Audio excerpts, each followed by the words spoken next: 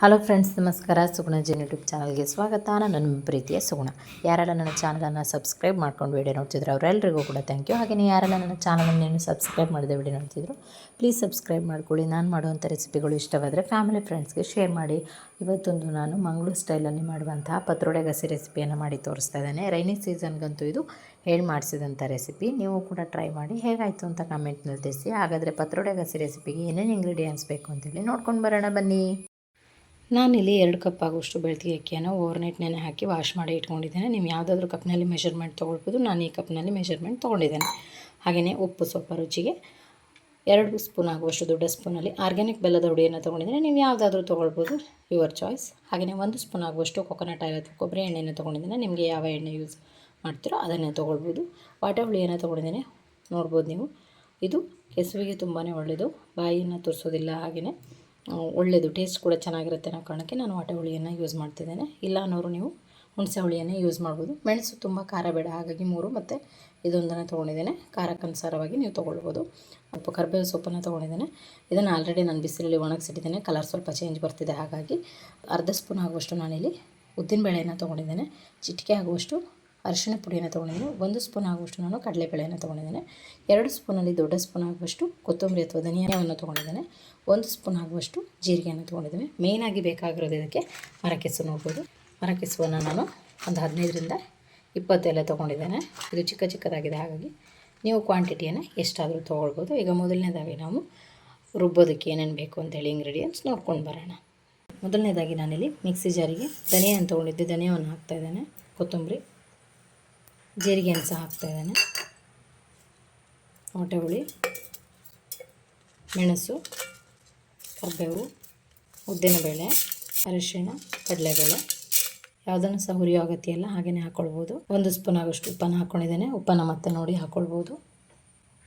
ಈಗ ಆರ್ಗ್ಯಾನಿಕ್ ಬೆಲ್ಲದ ಹುಡಿಯನ್ನು ತೊಗೊಂಡಿದ್ದೆ, ಬೆಲ್ಲದ ಹುಡಿಯನ್ನು ಸಹ ಹಾಕ್ತಾಯಿದ್ದೇನೆ.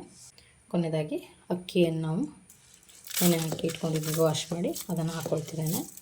ಈಗ ಇದಕ್ಕೆ ನಾವು ನೀರನ್ನು ಆ್ಯಡ್ ಮಾಡಿ ಸ್ವಲ್ಪ ತರಿಯಾಗಿ ರುಬ್ಕೊಂಡು ಬರೋಣ. ಸ್ವಲ್ಪ ಗಟ್ಟಿಯಾಗಿರಲಿ ಕನ್ಸಿಸ್ಟೆನ್ಸಿ. ನಾನು ಹಿಟ್ಟನ್ನು ಅದಕ್ಕೆ ಪ್ರಿಪೇರ್ ಮಾಡ್ಕೊಂಡಿದ್ದೇನೆ, ನೋಡ್ಬೋದು. ಓಕೆ, ಈ ಮರಕೆಸು ಏನಿತ್ತಿದ್ದನ್ನು ನಾವು ಕಟ್ ಮಾಡ್ಕೊಳ್ಳೋಣ. ಈಗ ನಾವು ಈ ಸೊಪ್ಪನ್ನು ಚಿಕ್ಕದಾಗಿ ಕಟ್ ಮಾಡ್ಕೊಳ್ಳೋಣ. ಈಗ ನಾವು ಏನು ರುಬ್ಬಿಟ್ಕೊಂಡಿದ್ವಿ ಹಿಟ್ಟಿಗೆ ಈ ಮರಕೆಸುವನ್ನೆಲ್ಲವನ್ನು ಹಾಕಿ ಚೆನ್ನಾಗಿ ಮಿಕ್ಸ್ ಮಾಡೋಣ. ನಾನಿಲ್ಲಿ ಅದಕ್ಕೆ ಕೊಬ್ಬರಿ ಎಣ್ಣೆಯನ್ನು ಆ್ಯಡ್ ಮಾಡ್ತಿದ್ದೇನೆ, ಬಾಯಿ ತುರಿಸ್ಬಾರ್ದು ಅನ್ನೋ ಕಾರಣಕ್ಕೆ. ಈಗ ಇದನ್ನು ಚೆನ್ನಾಗಿ ಕಲಸೋಣ. ಓಕೆ, ನಾನು ಈ ಕನ್ಸಿಸ್ಟೆನ್ಸಿಗೆ ಇದನ್ನು ರೆಡಿ ಮಾಡಿ ಇಟ್ಕೊಂಡಿದ್ದೇನೆ. ಈಗ ಬಾಳೆ ಎಲೆಯನ್ನು ಬಾಡಿಸಿ ಇಟ್ಕೊಂಡಿದ್ದೇನೆ, ಇಲ್ಲಾಂದರೆ ಹರಿದೋಗುತ್ತೆ ಅನ್ನೋ ಕಾರಣಕ್ಕೆ. ಈಗ ನಾವೇನು ಮಾಡಿ ಇಟ್ಕೊಂಡಿದ್ವಿ ಆ ಎಲ್ಲ ಮಿಶ್ರಣವನ್ನು ಈ ರೀತಿಯಾಗಿ ಇದಕ್ಕೆ ಹಾಕ್ಕೊಳ್ಳೋಣ. ಈ ರೀತಿಯಾಗಿ ಫೋಲ್ಡನ್ನು ಮಾಡಿ ನಾವು ಆಲ್ರೆಡಿ ನೀರನ್ನು ಕಾಯೋದಕ್ಕೆ ಇಟ್ಕೊಂಡಿದ್ದೇವೆ. ಈಗ ನಾವು ಈ ಕಡುಬನ್ನು ಇದರಲ್ಲಿ ಹೀಗೆ ಇಡ್ತಾ ಹೋಗೋಣ. ಈಗ ಉಳಿದಿರೋವಂಥ ಹಿಟ್ಟೆಲ್ಲವನ್ನು ಇದೇ ರೀತಿಯಾಗಿ ನಾವು ಕಡುಬನ್ನು ಪ್ರಿಪೇರ್ ಮಾಡ್ಕೊಳ್ಳೋಣ. ನಾನು ಈ ರೀತಿಯಾಗಿ ಇದನ್ನು ಬೇಯೋದಕ್ಕೆ ಇಟ್ಟಿದ್ದೇನೆ. ಲಿಡ್ ಕ್ಲೋಸ್ ಮಾಡಿ 20 to 30 ಮಿನಿಟ್ಸ್ ಇದನ್ನು ಬೇಯಿಸ್ಕೊಳ್ಳೋಣ. ಪತ್ರೊಡೆ ಗಸಿಯನ್ನು ಮಾಡೋದಕ್ಕೆ ನಾವಿಲ್ಲಿ 1 ಕಪ್ ಆಗುವಷ್ಟು ದೊಡ್ಡ ಕಪ್ನಲ್ಲಿ ಕಾಯಿ ತುರಿಯನ್ನು ತೊಗೊಂಡಿದ್ದೇನೆ. ಕಾಯಿ ತುರಿ ಕ್ವಾಂಟಿಟಿ ಸ್ವಲ್ಪ ಜಾಸ್ತಿ ಇರಲಿ. ಈರುಳ್ಳಿಯನ್ನು ಈ ರೀತಿಯಾಗಿ ಕಟ್ ಮಾಡಿ ಇಟ್ಕೊಂಡಿದ್ದೇನೆ. ಕೋಕೋನಟ್ ಆಯಿಲ್ 1 ಸ್ಪೂನ್ ಆಗುವಷ್ಟು, ಇಂಗು, ಹಾಗೆಯೇ 10ರಿಂದ 15 ಕರಿಬೇವು, ಒಂದು 3ರಿಂದ 4 ಒಣಮೆಣಸು ತೊಗೊಂಡಿದ್ದೇನೆ. ನೀವು ಖಾರಕ್ಕನುಸಾರವಾಗಿ ತೊಗೊಳ್ಬೋದು. ಒಂದು ಅರ್ಧ ಸ್ಪೂನ್ ಆಗುವಷ್ಟು ಉದ್ದಿನಬೇಳೆ ತೊಗೊಂಡಿದ್ದೇನೆ. ಅರ್ಧ ಸ್ಪೂನ್ ಆಗುವಷ್ಟು ಜೀರಿಗೆ, ಸ್ವಲ್ಪ ಸಾಸಿವೆ, 1 ಸ್ಪೂನ್ ಆಗುವಷ್ಟು ಕೊತ್ತಂಬರಿ, ವಾಟೆ ಹುಳಿಯನ್ನು ಒಂದು 5ರಿಂದ 10 ತೊಗೊಂಡಿದ್ದೇನೆ. ಇವೆಲ್ಲ ಇಂಗ್ರೀಡಿಯೆಂಟ್ಸ್ಗಳನ್ನು ಸ್ವಲ್ಪ ಹುರಿದ್ಕೊಂಡು ಬರೋಣ. ನಾನಿಲ್ಲಿ ಪ್ಯಾನನ್ನು ಬಿಸಿಗಿಟ್ಟಿದ್ದೇನೆ. ಕೊಕೊನಟ್ ಆಯಿಲ್ ಹಾಕಿದ್ದೇನೆ. ಸಾಸಿವೆ, ಜೀರಿಗೆ, ಧನಿಯಾ, ಉದ್ದಿನಬೇಳೆ, ಮೆಣಸು ಇದಿಷ್ಟನ್ನು ಹಾಕ್ತಾಯಿದ್ದೇನೆ. ಅರಶಿಣ ಮತ್ತು ಹುಳಿ ಬೇಡ. ಇದನ್ನು ಸ್ವಲ್ಪ ಕಲರ್ ಚೇಂಜ್ ಆಗೋವರೆಗೂ ನಾವು ಹುರ್ಕೊಳ್ಳೋಣ. 2 ಬೆಳ್ಳುಳ್ಳಿಯನ್ನು ಹಾಕ್ತಾಯಿದ್ದೇನೆ. ಇದನ್ನು ಹಾಕಿ ಸ್ವಲ್ಪ ಕಲರ್ ಚೇಂಜ್ ಆಗೋವರೆಗೂ ಇದನ್ನು ಹುರ್ಕೊಳ್ಳೋಣ. ಈಗ ಇದು ಆಗಿದೆ, ನೋಡ್ಬೋದು. ಈ ಮಿಕ್ಸಿ ಜಾರಿಗೆ ಇದನ್ನು ನಾನು ಹಾಕ್ಕೊಳ್ತೇನೆ. ಈಗ ವಾಟೆ ಹುಳಿ ಮತ್ತು ಅರಿಶಿಣ ಪುಡಿ, 1 ಆನಿಯನ್, ಕಾಯಿ ತುರಿ, ಸ್ವಲ್ಪ ಇಂಗು, ನೀರನ್ನು ಹಾಕಿ ತರಿಯಾಗಿ ಇದನ್ನು ರುಬ್ಕೊಂಡು ಬರ್ತೀನಿ.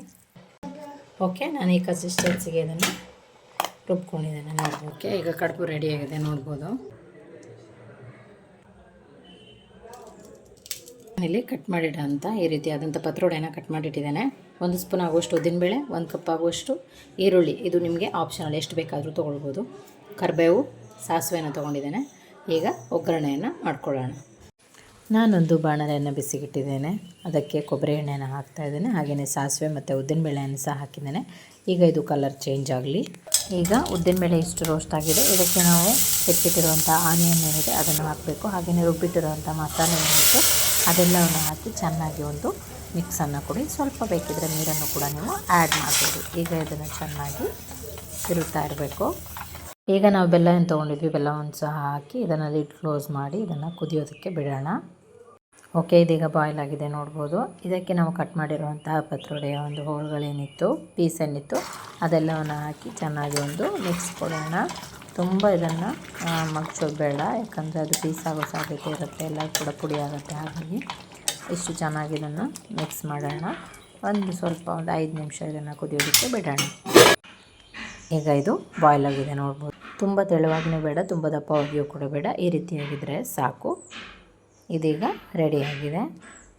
ಓಕೆ, ಬಿಸಿ ಬಿಸಿಯಾದಂತಹ ಮಂಗಳೂರು ಸ್ಟೈಲ್ನಲ್ಲಿ ಮಾಡುವಂಥ ಪತ್ರೊಡೆ ಗಸಿ ರೆಡಿಯಾಗಿದೆ. ನೀವು ಕೂಡ ಟ್ರೈ ಮಾಡಿ ಹೇಗಾಯಿತು ಅಂತ ಕಮೆಂಟ್ನಲ್ಲಿ ತಿಳಿಸಿ. ಇಷ್ಟವಾದರೆ ಫ್ಯಾಮಿಲಿ ಫ್ರೆಂಡ್ಸ್ಗೆ ಶೇರ್ ಮಾಡಿ. ಇನ್ನೊಂದು ಹೊಸ ರೆಸಿಪಿಯೊಂದಿಗೆ ನಿಮ್ಮನ್ನು ಭೇಟಿ ಆಗ್ತೇನೆ.